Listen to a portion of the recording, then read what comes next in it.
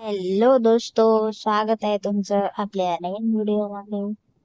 तर बहिणींनो, आज 20 एप्रिल झाली आहे आणि तुम्हा सर्वांच्या मनात एकच धाकधूक आहे की मार्चचा 21वा हप्ता अजून का आला नाही. त्यात कोरोनाच्या काही बातम्यांमुळे योजना बंद होणार की काय अशी भीती काही बहिणींना वाटते.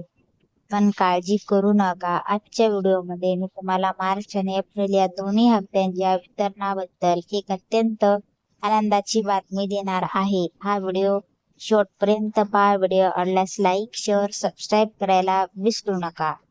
तर मार्च महिना बहिणींनो, प्रशासकीय सूत्रांकडून मिळालेल्या ताज्या माहितीनुसार सरकारने मार्च महिन्याचा रखडलेला 21वा हप्ता आणि चालू एप्रिल महिन्याचा हप्ता एकत्रित वितरित करण्याची तयारी केली आहे.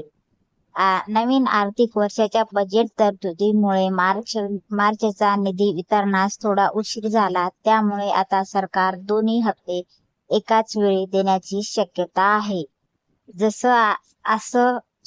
जर असं झालं तर पात्र बहिणींच्या खात्यात थेट 3,000 रुपये जमा होतील.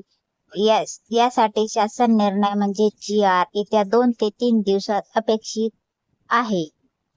दुसरी महत्वाची गोष्ट म्हणजे कोर्टाच्या काही निरीक्षणामुळे योजना बंद होणार अशा चर्चा सुरू आहेत. पण बहिणींनो, सरकारने स्पष्ट केलं आहे की ही योजना महिलांच्या सक्षमीकरणासाठी आहे आणि ती अजिबात बंद होणार नाही. फक्त काही तांत्रिक कारण आणि आर्थिक तरतुदीमुळे बदल होऊ शकतात.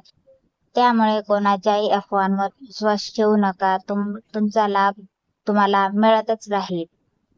ज्या बहिणीचे हप्ते अद्याप जमा झालेले नाहीत त्यांच्यासाठी 30 एप्रिल 2026 ही KYC दुरुस्तीची शेवटची तारीख आहे. जर तुमचं बँक खातं आधारशी लिंक नसेल किंवा KYC अपूर्ण असेल तर तुम्हाला हे 3,000 रुपये मिळणार नाहीत. त्यामुळे आजच जवळच्या अंगणवाडी केंद्रात जाऊन किंवा सेतूमध्ये जाऊन आपलं स्टेटस तपासा. तर लाडक्या बहिणींनो, आता फक्त थोडा धीर धरा. आनंदाची बातमी लवकरच येईल. जसा अधिकृत GR प्रसिद्ध होईल तसा मी सर्वात आधी व्हिडिओ बनवून तुम्हाला माहिती देईन. तुम्हाला यापूर्वीचे सर्व हप्ते मिळाले आहे का?